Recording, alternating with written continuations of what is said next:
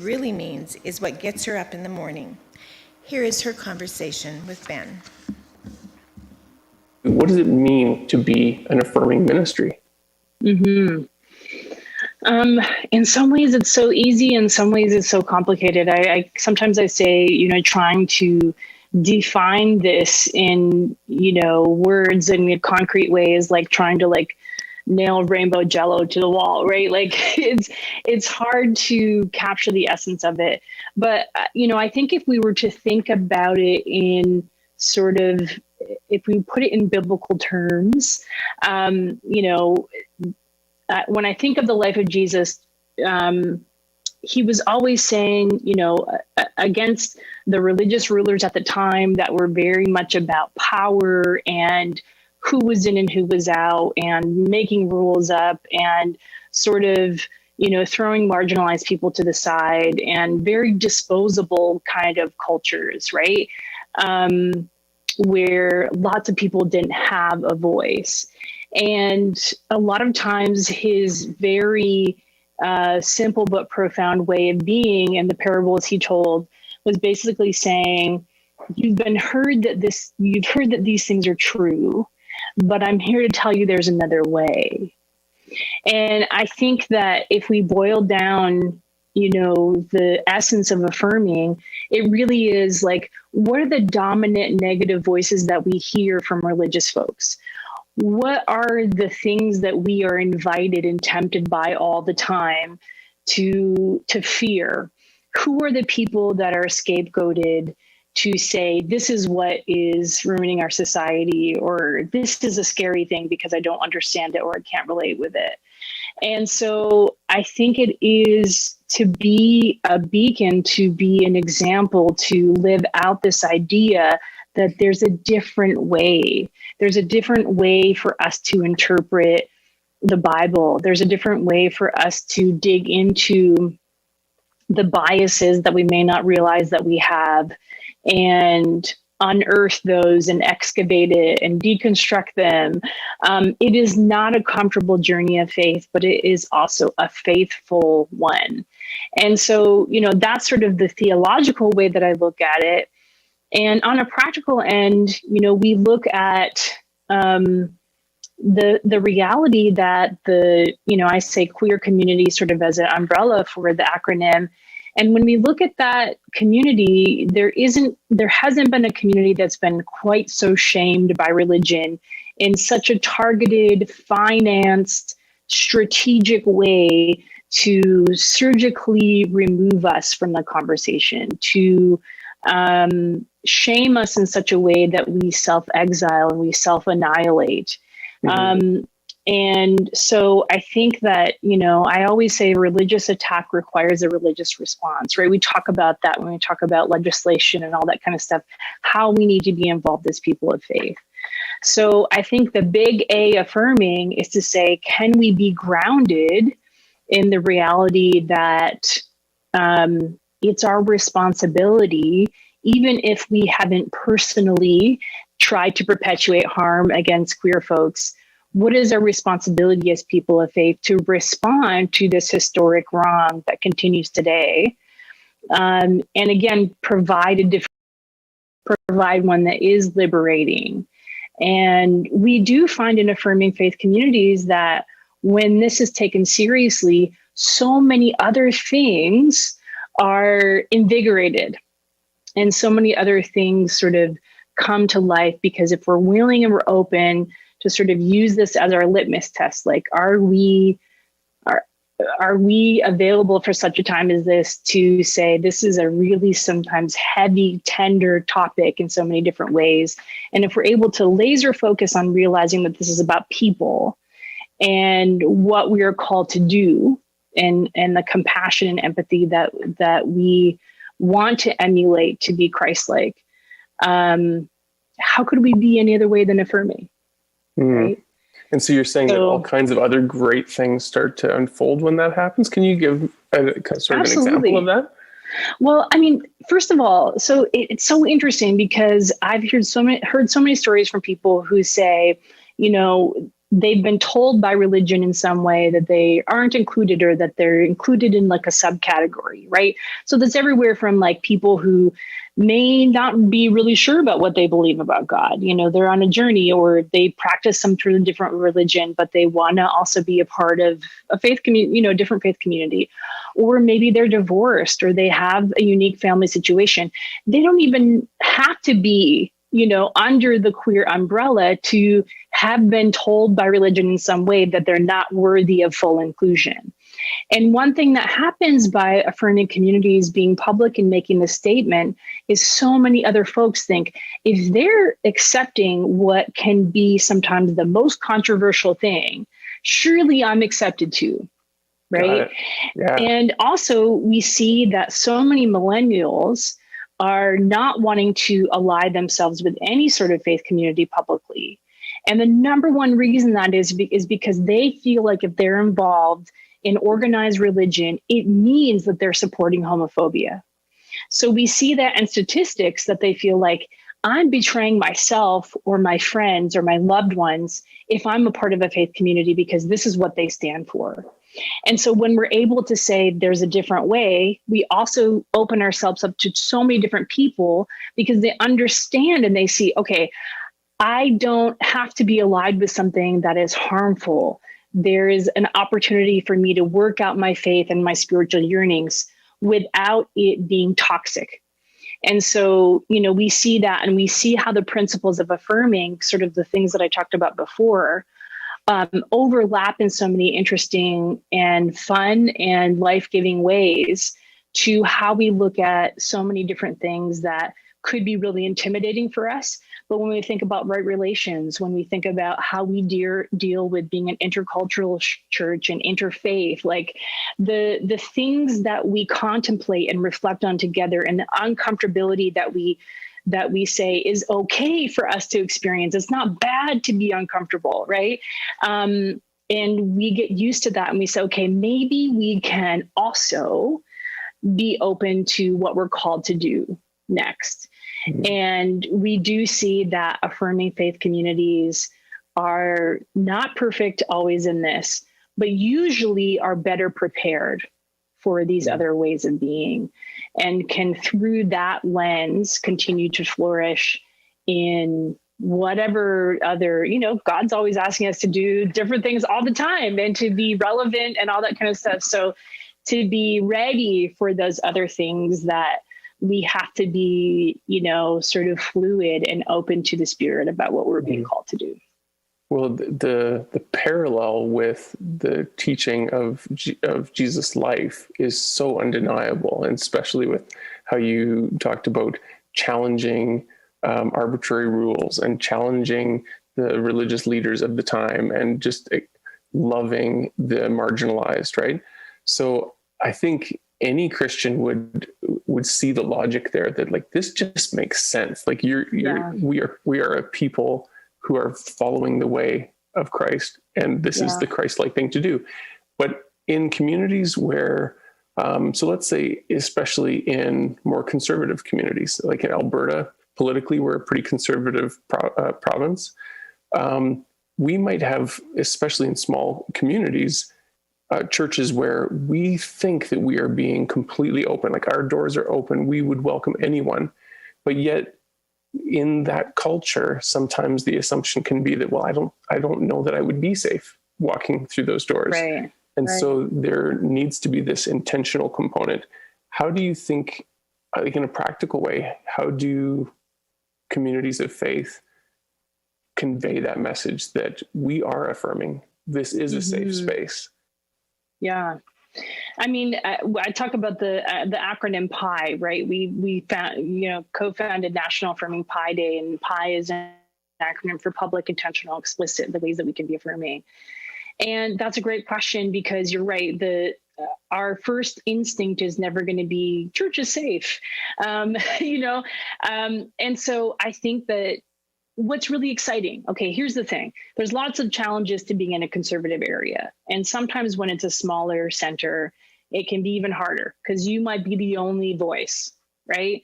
And that can be hugely overwhelming, and you may feel at danger and at risk. And, there's so many realities that have to do with that.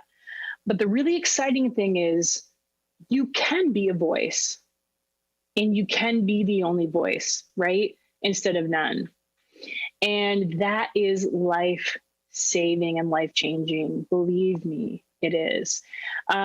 So publicly, even while you're on this journey, it means talking about, being open about, here's the things that we're talking about. Here's the things that we're struggling with. We care about this. This is something that our community is going after. So whether that means making sure people know the affirming conversations that you have, making sure that in any public place online, on your website, on social media, it's very transparent and clear that this is something that matters to you, and you want as many people as possible to engage in these conversations. And then I think when you feel confident, and maybe you do already, that there, in your community, there are spaces for people to come where, no place is 100% safe, but you have, I always say, like, there's no such thing as safe spaces, but there are safe people in space, right? So if you feel like you have, safe people who are really curating an environment that is expansive, preach what you practice. Don't feel shy. Sometimes United Church people, okay, I'm going to pick on you because I am one of you too. We can be like, oh, hey, we kind of do, it's like, what? Right. And it's okay. It's okay to brag. We understand that it's complicated. It's like, you don't want to say like, hey, we accept redheads, right? Like, there's a paradox in all of this, right? And we get it that it's kind of unreasonable, and we shouldn't have to do this. And of course. Yeah. At the same time, people do not know. And we can't assume, however small the community is, how small the town is, how much people talk to each other, that people know who you are, what you think, and what theology you have. And so many people have had the rug pulled out from under them, thinking that they're in a community where they're accepted, but they have a ceiling to the acceptance. Only this much, only this far, not membership, not marriage, not staff, not Sunday school teachers, right? So making sure that people know, we talk about being fully included in every aspect of life and church, right? And so making sure that it's very clear, the church should be a place of wonder, but not wondering if you're going to be included when you come. And so transparency is key. Getting it out there is key. Don't be shy when you're saying, this is who we are. This is what we believe. Be explicit about where your theology is. We don't believe you're going to hell. We understand scripture in a way that is liberating and expansive. And we understand that people use it to alienate others, but we have chosen to understand it as liberating. Be willing to understand that does come with some consequences or, repercussions in your community, but be prepared that is following in the way of Jesus, and give yourself grace. It's not going to take, 5 minutes. It's going to be a path, right? Mm-hmm. And so know that it's a process. It's going to take that time, but it's well worth every moment of it.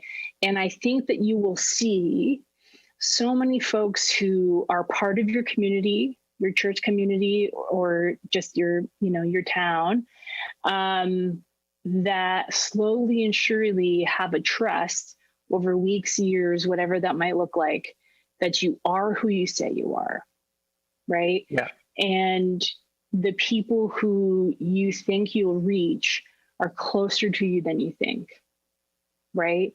It's not just people out there who we want to, let know. It could be the person who usually sits next to you or who's in the square next to you in Zoom, right? It could be somebody who you already know and you're close with. It could be you, right? And so I think that having an understanding that no matter what sort of fruits we see on the outside, that this is a faithful process. We might never know the people we reach or the change that we enable to happen, but let's make the invitation as compelling as possible for people to know there's a place for you. And even if it isn't with us, can we plant a nugget of hope with you that there's something different from what you've been told? Right. And I don't know if there's any other good news than that, right? So if we talk about, we it's not evangelism to convert people, but it's evangelism to say there is good news. And we want to be a part of the revelation of Christ, which is the gospel, of letting you know that we want to live that out in the best way we can. Yeah. And we can do that everywhere that there are people, right? Absolutely. And sometimes it feels isolating and scary, and that's totally fair. But yet the opportunity that you have is so great. And the amount of impact that you can have by even being that voice or one of a few voices, you can't underestimate how powerful that is and how much it matters. It's exciting, isn't it? Never know. It's so exciting. And so, have fun along the way and know that it matters and know that God is with you. And, it's so exciting to me when people in tougher places to be around take this on. And sometimes I say, like, smaller centers have so much tenacity because you have to have so much imagination in order to imagine a future that doesn't exist yet to get there. Right. And so, not that the affirming journey is easy just because you're in a bigger city, but we have a lot to learn from folks who have to do it in a way that can't be anonymous. And that takes a lot of courage. And so know that others are going to be looking at you for an example of how this can be done too. That's so cool. Well, I think we're up for it. And I think I'd love to close with your thoughts on what you would say to someone who might think that, well, we're open to anyone, but I don't know if we really have people like that in our community. And it's tough because you and I've talked before about how with any less visible or invisible minority group, not everyone is super flamboyant. Not everyone is super obvious that they're part of the queer community. And so, what would you say to folks who live in like really small communities and maybe have that false assumption that, well, I can't think of anyone in our circles who would be like that, but I guess we can be intentional anyway, just in case. Yeah. Well, I mean, it's estimated that between 8 to 10% of the population has a queer identity of some kind. So if you know more than 10 people, there's a high chance that you know someone who's a part of that community. And so I think the question is, and I say this really gently, is why don't you know who those people are? Right? Why may they have not felt like they could be open with you? Right? So it's less about wondering why aren't they out, but more wondering what is my responsibility and being a person who can accept that news, whatever people choose to tell me, and celebrate it, and that they know that I'm a safe person, right? And so we know statistically that there are folks everywhere. And I also know anecdotally how many places where people have held who they are inside of them for 12 years, 30 years, right? And only maybe at a certain crux in their life, they feel like I'm ready to let people know. We can't assume by how people look, how they dress, whatever their relationship status is, whatever their gender identity is, who they are. And so I think that we have to operate under this understanding that if people are not confiding in us, what does that say about us, right? So as a community, as individuals and as a community, because they exist, we exist, we're everywhere, right? We're everywhere. And so,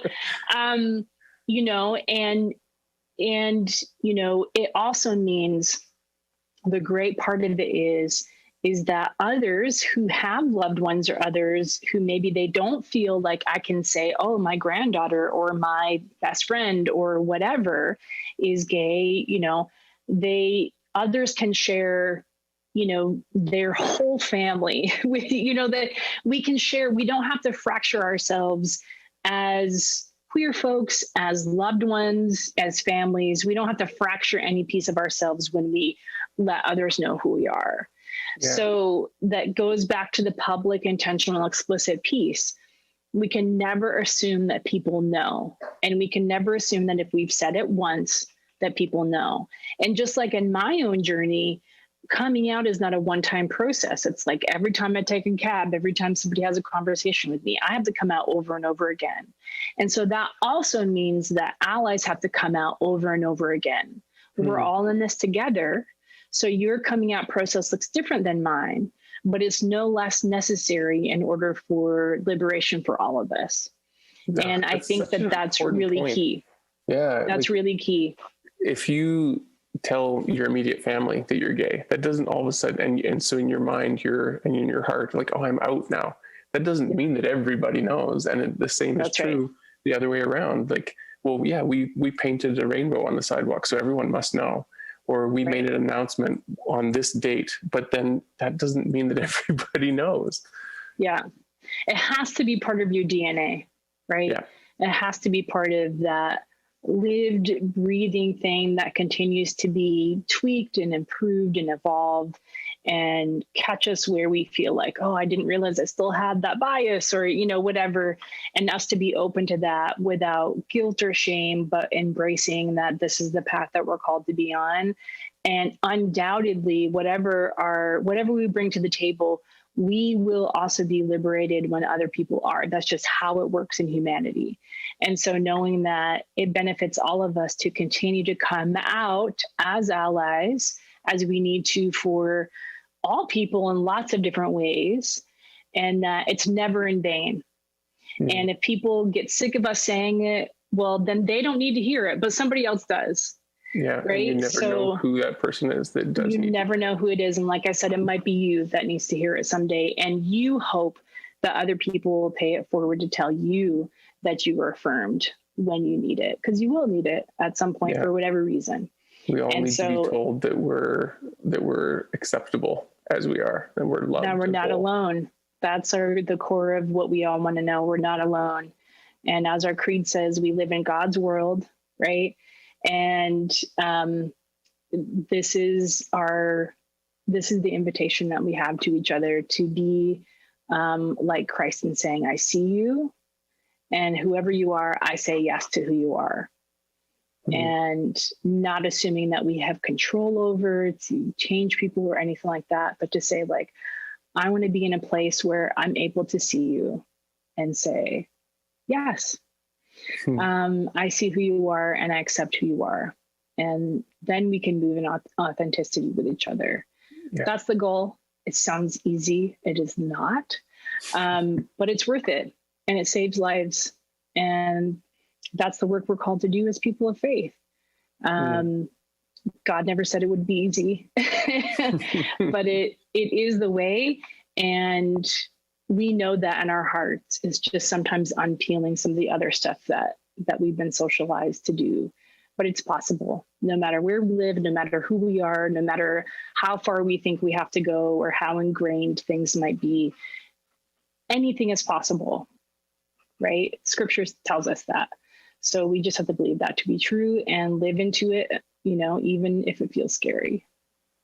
Well, this has been super inspiring, Pam, and thank you so much for your encouragement and for all of the work that you're doing to create safe spaces in your communities, and for being an influence for us as we're on our journey. Thank you so much. I'm so excited that you're continuing this work. Like, it makes me personally and professionally so happy. So pleased to get to be invited back, and hopefully we'll get to see each other one day in person. I'll come out there and we'll have a great time. You'd be welcome anytime. Thanks, you. Pam.